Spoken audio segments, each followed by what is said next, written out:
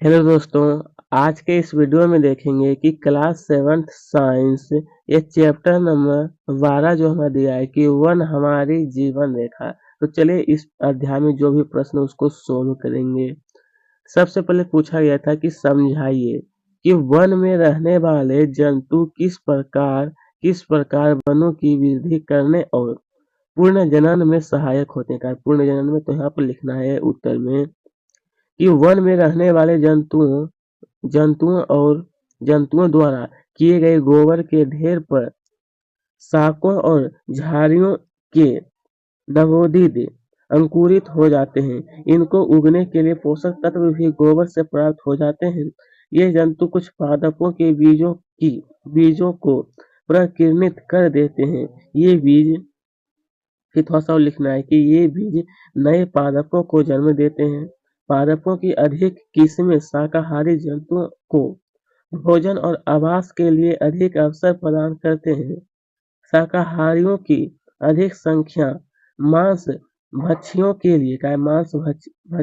लिए भोजन। इसके आगे दोस्तों ये पूरा आपको लिख लेना। इसके आगे फिर एक लाइन और दिया है कि बनते हैं। इस प्रकार जंतु वर्णों की वृद्धि करने और पुनर्जनन में सहायक है। यह क्या है? प्रक्रिया है। ठीक है, चलिए हम लोग आगे बढ़ते हैं। अब अगला पूछा गया था कि समझाइए कि वन जो है वो बाढ़ की रोकथाम कैसे करते हैं। बाढ़ की रोकथाम तो यहाँ पर लिखना है कि वन वर्षा जल के प्राकृतिक अवशोषक का काम करते हैं और उसे अवस्रावित होने देते हैं। वृक्षों तथा पौधों के मूल मृदा को एक साथ बांधे रखते हैं। मृदा भूतल पर गिरने वाले वर्षा जल को अवशोषित करके पृथ्वी के अंदर भेज देती है। इस प्रकार वन बाढ़ों की रोकथाम करने में सहायक होता है। ठीक है, बस यहाँ से यहाँ तक हो जाएगा। ठीक है, अब प्रश्न क्रमांक 3 में दिया है कि अपघटक किन्हें कहते हैं। इनमें से किन्हीं दो के नाम बताइए। ये वन में क्या करते हैं। या वन में तो यहाँ पर सबसे पहले लिखना है कि पादप और जंतुओं की मृत शरीर, मतलब जो शरीर जिसकी मृत्यु हो जाती है उसका जो शरीर होता है, शरीर को ह्यूमस में परिवर्तित करने वाले सूक्ष्म जीव अपघटक अपघटक अपघटक उसके आगे थोड़ा सा अपघटक कहलाते हैं। फिर जैसे कि हो गया कि अपघटक मशरूम और मिलीपीरो। लिखना है कि सूक्ष्म जीव मृत पादपों और जंतु ऊतकों को खाते हैं और उन्हें एक गहरे रंग के पदार्थ ह्यूमस में बदल देते हैं। ह्यूमस मृदा को उर्वरा बनाता है।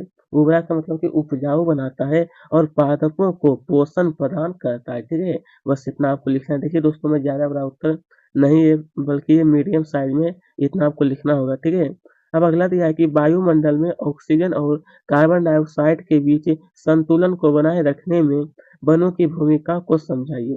कहा है कि वायुमंडल में ऑक्सीजन और कार्बन डाइऑक्साइड के बीच जो संतुलन बना हुआ है उसकी वनों की क्या भूमिका है। तो लिखना है कि सभी हरे पेड़ पौधे दिन में सूर्य के प्रकाश की उपस्थिति में प्रकाश संश्लेषण की क्रिया करते हैं, जिसमें ये कार्बन डाइऑक्साइड लेते हैं तथा ऑक्सीजन छोड़ते हैं, जिससे वायुमंडल में ऑक्सीजन तथा कार्बन डाइऑक्साइड का संतुलन क्या होता है? बना रहता है।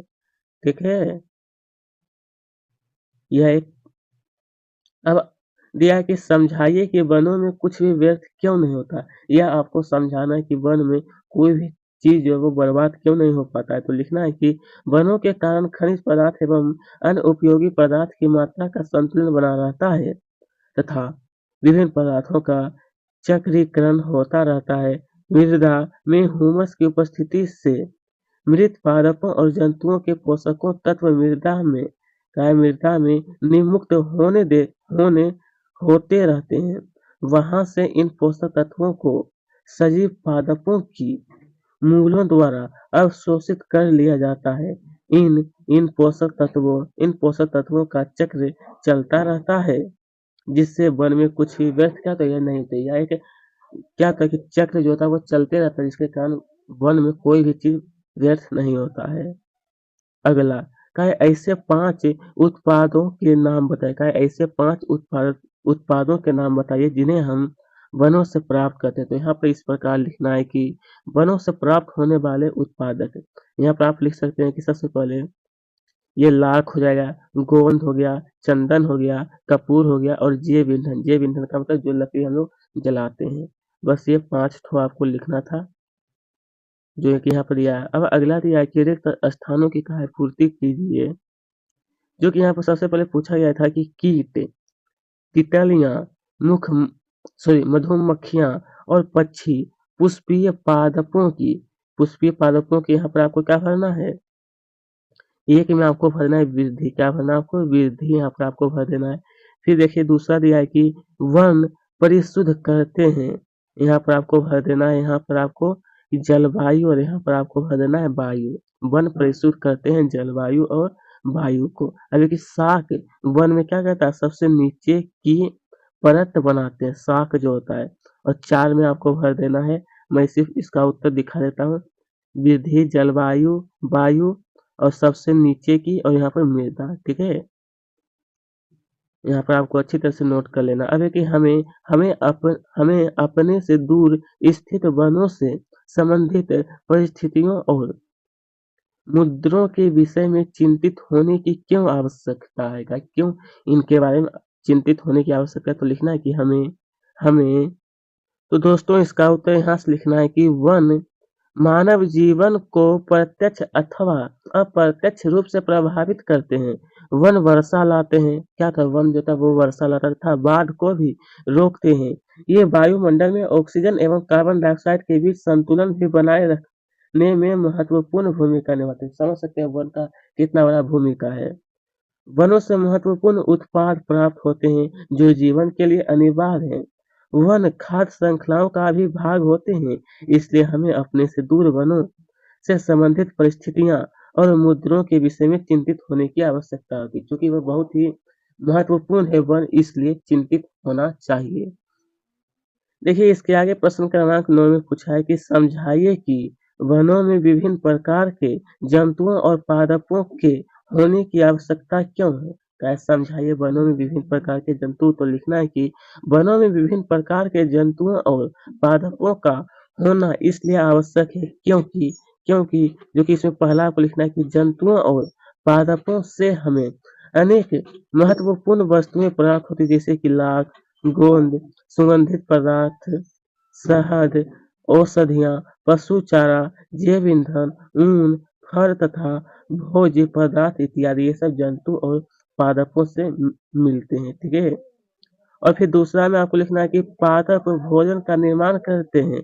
सभी जंतु चाहे वे शाकाहारी हो अथवा मांसाहारी मांसाहारी अंततः भोजन के लिए पादपों पर ही निर्भर होते हैं। जो जीव पादपों से भोजन लेते हैं उन्हें अन्य जंतुओं द्वारा भोजन के रूप में लिया जाता है। इस प्रकार यह क्रम क्या होता है, चलते रहता है, ठीक है।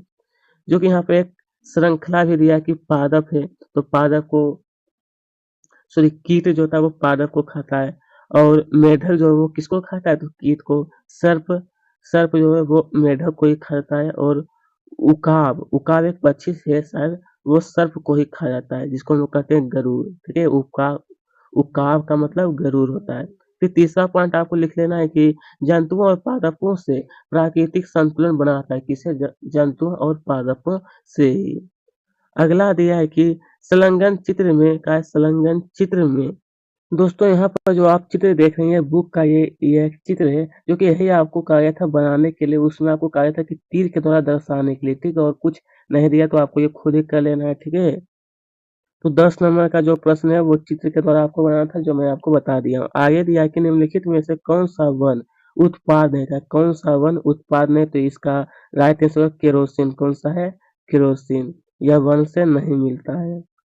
अब एक निम्नलिखित में से कौन सा व्यक्ति सही नहीं का, कौन सा जो ये जो पंक्ति दिया वो कौन सा सही नहीं है। तो इसका उत्तर में हो जाएगा हमारा कि वन में पादप और जंतु एक दूसरे पर का है। वन में पादप और जंतु एक दूसरे पर निर्भर नहीं होते। यही क्या, ये सबसे गलत है। बाकी ये तो सही है कि वन मृदा को अपरदन से हो जाते हैं, ये बिल्कुल सही है। यह भी सही है कि वन जलवायु और जल चक्र को प्रभावित कर रहा है, यह भी सही। लेकिन गलत क्या है, 2 नंबर क्या है, गलत है, ठीक है? तो दोस्तों, आज का ये वीडियो सॉरी और भी कुछ प्रश्न देखते हैं। पूछा है कि सूक्ष्म जीवों द्वारा मृत पादपों पर क्रिया करने से बनने वाले उत्पाद का नाम क्या है? बनने वाले उत्पाद का नाम क्या है? ह्यूमस। क्या है? ह्यूमस। इसमें टिक हो जाएगा। तो आज का ये वीडियो हमारा यहीं पर ये समाप्त होता है। अगर आपको अच्छी लगी तो चैनल को जरूर सब्सक्राइब करना है।